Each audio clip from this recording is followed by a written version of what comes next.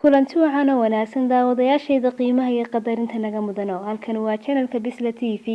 waxaanu gaarnaa mintaan idin soo gudbin lahay war wixii naga soo gaadhay deegaanada Soomaalida ee degsiya caalamka intiisa kaleba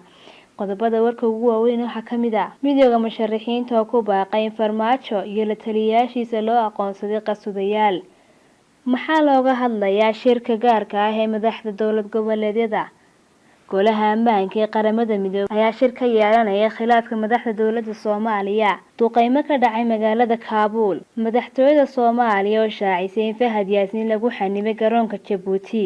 daawadeer qodobadaas waa qodobada warka ugu waaweyn qodobada ay qodobo kalena ku soo dhawaada bismillaahir rahmaanir rahiim assalaamu calaykum waraxmatullaahi wabarakaatuh kulanti wacan oo wanaagsan daawadayaashada qiimaha iyo qadarinta naga mudan halkani waa channelka Bisla TV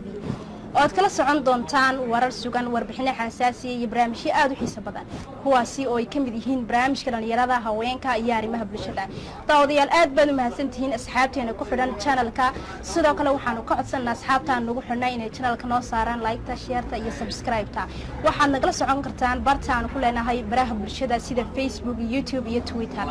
balanteenu markasta waa channelka Bisla TV madaxweynayaasha shanta dowlad goboleed ee ka jira dalka ayaa waxaa la filayaa in toddobaad kadib ay magaalada Garowe ee caasimadda Puntland ku yeeshaan shir ay uga hadlayaan arrimo dhowr ah shir ay xalay dhinaca khadka internetka ee aalada Zoom-ka ku yeesheen madaxda dowlad goboleedyada ayaa waxa ay ku iclaamiyeen in ay shir ku yeeshaan magaalada Garowe 22 ilaa 23 Sebtembar ee 2021 shirka ayaa waxaa la filayaa in madaxda dowlad goboleedyada inay uga arrinsadaan sidii dardargelinta qabsoomida doorashooyinka iyo guud ahaan xaaladaha guud ee xilligan dalka wararka kale warbaahinta ka helaysa shirka ayaa waxay sheegayaan in sidoo kale dowlad goboleedyadu ay ka hadli doonaan khilaafka farmaajo iyo Rooble oo saameyn ku yeelan kara hawlaha doorashooyinka ah ee soo socda agaasimaha warfaafinta ee madaxtooyada Soomaaliya si gaar ahna uga howlgala xafiiska madaxweyne farmaajo ayaa sheegay in dowladda Djibouti ay garoonka diyaaradaha Djibouti ku xanibtay la taliyaha amniga qaranka ee madaxweynaha Jamhuuriyadda Federaalka Soomaaliya mudane Fahad Yaasin Xaaji Daahir iyo saraakiil Soomaaliyeed oo wehelisa qoraal dheer oo soo saaray ayuu ku sheegay in Fahad Yaasin uu bari ka qayb galayo shirka amniga qaranka waxaana uu dowladda Djibouti ka codsaday inay si degdeg ah socdaalka soo fudeydiyaan Fahad Yaasin iyo xubnaha la socda dowladda federaalka Soomaaliya waxay ka xun tahay falka xadgudubka kuwa xuquuqda musaafiriinta iyo shuruucda caalamiga ah ee dowladda Djibouti ay garoonka diyaaradaha Djibouti ku xanibtay la taliyaha amniga qaranka ee madaxweynaha Jamhuuriyadda Federaalka Soomaaliya mudane Fahad Yaasin Xaaji Daahir iyo saraakiisha Soomaaliyeed ee wehelisa waxaanu sheegaynaa in dowladda Djibouti inay mas'uuliyiintaas u fududeyso safarkooda sidoo kale ay mas'uul buuxda ka tahay wixii dhibaato ah ee soo gaara amnigooda shakhsiga ah annagoo ka xun faragelinta qaaweyn ee xadgudubka ku ah labada dowladood iyo labada shacab ee walaalaha la taliyaha amniga qaranka ee madaxweynaha Jamhuuriyadda Federaalka Soomaaliya mudane Fahad Yaasin wuxuu ka qayb galayaa shirka amniga qaranka oo bari ay taariikhdu tahay 18 Sebtembar 2021 lagu qaban doono magaalada Muqdisho madaxda maamul goboleedyada dalka oo xalay kulan ku yeeshay aalada fogaan araga ee Zoom-ka ayaa ka wada hadlay xaaladda cakiran ee u dhaxaysa madaxweyne Farmaajo iyo ra'iisul wasaare Rooble madaxweynayaasha maamul goboleedyada dalka ayaa ugu baaqay labada mas'uul inay joojiyaan waraaqadaha ka soo baxaya xafiisyadooda ayna ku dhaqmaan dastuurka dalka u yaala si meesha uga baxdo khilaafka adag ee ragaadiyay labada mas'uul kulanka madaxweynayaasha shanta maamul goboleed ayaa waxay ku lafagureen khilaafka sii xoogeysanaya ee u dhaxeeya labada mas'uul ee ugu sarreeya dalka waxayna kulanka kadib si wada jir ah u soo saareen war-saxaafadeed ka koobnaa ilaa 7 qodob xubnaha midowga musharaxiinta madaxweynaha Soomaaliya ayaa waxay cambaarayeen qoraalkii ka soo baxay farmaajo ee lagu sheegay in la hakiyay awoodihii ra'iisul wasaaraha iyaga oo sheegay in falkaas uu yahay mid dalka u horseeday xasarad siyaasadeed iyo qalalaase amni isla markaana halis gelinaya qarannimada Soomaaliya sidoo kalena uu cadeyn u yahay in madaxweynaha muddaxileedkiisu idlaaday uusan weli ka quusan damaciisii ahaa inuu helo muddo kororsi sharci darro ah war-saxaafadeed ay soo saareen midowga musharaxiinta ayaa waxay sidoo kale ku sheegeen in madaxweyne Farmaajo uu jabiyay dastuurka dalka waxayna ay soo bandhigeen 3 qodob ay ku cadeynayaan mowqifkooda qoraalkii ka soo baxay Farmaajo iyo kiiskii Grand Haliil kuwaas oo kala ah 1 in madaxweynaha muddaxileedkiisu dhammaaday uu si bareer ah ugu tuntay dastuurka dalka kana been sheegay qodobadiisa taasoo ka markhaati kacaysa inuusan kasoo bixin mas-uuliyadiisa ilaalinta dastuurka uuna muddo shakhsi aan deganaansho siyaasadeed lahayn oo aan lagu aamini karin xilka ugu sarreeya dalka 2 in madaxweynaha muddaxileedkiisu dhammaaday uu xagal daacinayo cadaaladda u helidda kiiska Ikraan Tahliil gabagabadana siinaya eedeysanayaasha ku lug leh kiiska isla markaana carqaladeynaya habsami socodka howlaha doorashooyinka gaar ahaan kuwa xildhibaanada gobolada waqooyi iyo beelaha Banaadiriga oo labaduba ka dhacayaan magaalada Muqdisho 3 in madaxweynaha muddaxileedkiisu dhammaaday uu si joogto ah u jabiyo heshiiskiisii la gaaray 27 Maajo wiiqana awoodda ra'iisul wasaaraha isla markaana awood gaar ah siiyo shabakado qarsoon oo barbar socda howlaha ra'iisul wasaaraha kuwaas oo loo qorsheeyay inay madaxweynaha muddaxileedkiisu dhammaaday u boobaan doorashooyinka midowga musharaxiinta ayaa waxay sidoo kale soo saareen 7 qodob oo badankooda ay muujinayaan inay garab taagan yihiin ra'iisul wasaaraha kuwaas oo kala ah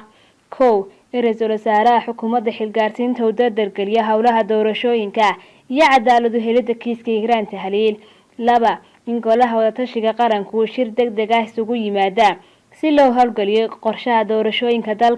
dalkana looga saaro xaaladda kala guurka iyo khalkhalka siyaasadeed 3 in madaxweynaha muddaxileedkiisu dhammaaday loo aqoonsado isaga iyo la taliyaashiisaba qasoodayaal liddi kuwa xasiloonida dalka 4 in ciidanka qalabka sida ay ka fogaadaan kumilanka siyaasadda sida uu qabo qodobka 127 ee dastuurka dalka iyo heshiiskii 27 Maajo 5 in shacabka Soomaaliyeed dowlad goboleedyada iyo beesha caalamku ku garab istaagaan ra'iisul wasaaraha sidii uu cadaalad ugu heli lahaa kiiska Ikraan Tahliil iyo sidii degdeg loogu qaban lahaa doorasho la isku raacsan yahay oo jawi xasilooni iyo nabad leh ku dhacda 6 in laga fogaado wax kasta oo xasarada dhilo colaadeed ku abuuri kara meelna looga soo wada jeestay cid kasta oo isku dayda in ay dalka qalalaasi amni ka abuurto 7 goluhu wuxuu markasta diyaar u yahay tallaabo kasta oo lagu xoojinayo amniga iyo xasiloonida dalka dhowr hoobiye ayaa waxay ku habsadeen deegaanka Khayra Khana ee waqooyi galbeed ee caasimadda dalka Afghanistan ee magaalada Kaabul warar ayaa sheegaya in qaar ka mid ah hoobiyeyaasha ku dhaceen meel ku dhow warshadaha korontada siisa magaalada Kaabul warbaahinta dalka ayaa sheegtay inaysan weli kala cadeyn khasaaraha ka dhashay duqeymahaasi shabakada wararka ee Amaj News ayaa soo warisay inaysan cidna wax ku noqonin duqeyntaasi balse uu jira burbur soo gaadhay hanti ay dadku deegaanka lahaayeen ma jirto koox sheegtay mas'uuliyadda duqeymahaasi oo ku soo beegantay xilli uu khilaaf xoogan ka dhex jiro hogaamiyaasha Taliban oo ku kala qaybsamay nidaamka awood qaybsiga ee xiriirka Imaaraadka Islaamiga ee Afghanistan golaha ammaanka ee qaramada midoobay ayaa maanta ka shiraya khilaafka awoodeed ee u dhaxeeya madaxweynaha muddaxileedkiisu dhammaaday Maxamed Cabdullaahi Farmaajo iyo ra'iisul wasaaraha xilgaarsiinta Maxamed Xuseen Rooble kaasoo ka dhashay kiiska Ikraan Tahliil oo ka tirsaneyd hay'adda sirdoonka iyo nabad sugidda Soomaaliya ee NISA shirkan oo ah mid ay albaabadu u xiran yihiin ayaa waxaa xubnaha golaha ammaanku warbixinta xaaladda loolanka siyaasadeed ee madaxda dowladda ka dhageysan doonaan wakiilka xogayaha guud ee qaramada midoobay ee Soomaaliya sida uu xaqiijiyay afhayeenka qaramada midoobay afhayeenka ayaa sheegay inuu ku bogaadiyay madaxweynaha koonfur galbeed Cabdicasiis Laftagareen dadaalka isaga iyo madaxda kale ee maamul goboleedyada ay ugu jiraan xalinta khilaafka u dhaxeeya madaxweyne Farmaajo iyo ra'iisul wasaare Rooble wadahadallada ayaa si niyad-sami ah wuxuu ahmiyadda ugu horeysa siinayaa baahida dhammaan dadka Soomaaliyeed gaar ahaan in Soomaaliya loo ogolaado inay ku sii socoto wadada xasiloonida iyo dib u habeynta ayuu yiri afhayeenka qaramada midoobay waxaa la filayaa in golaha ammaanku uu soo saaro warmurtiyeed marka la soo gabagabeeyo shirkan maanta u qabsoomaya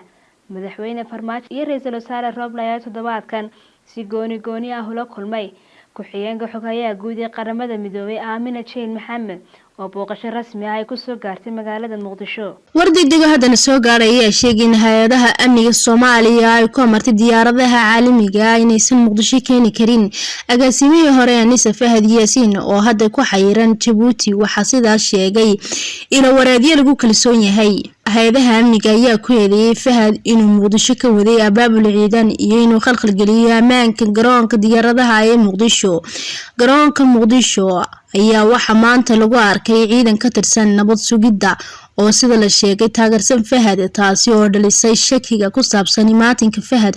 kuna qasabtay hay'adaha amniga inay bixiyaan amarka inaan la soo qaadi karin Fahad Yaasiin oo ay la socdeen 40 qof ayaa lagu xayiray Djibouti kadib markii diyaaradda Turkish Airlines ay heshay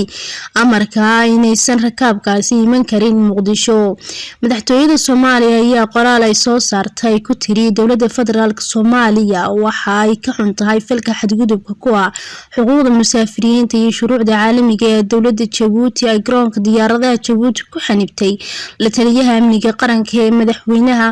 federaalka Soomaaliya mudane Fahad Yaasiin Xaaji Daahiri iyo saraakiisha Soomaaliyeed ee wehelisa. halkaan nagala socoteen waa channelka Bisla TV. aniga iyo khiyaartiga la qayb qaadatay waxaan idinkaga tagaynaa intaan ku kulmi doono xogtan lamida ama warka xiga. sidaas iyo amaana Allah.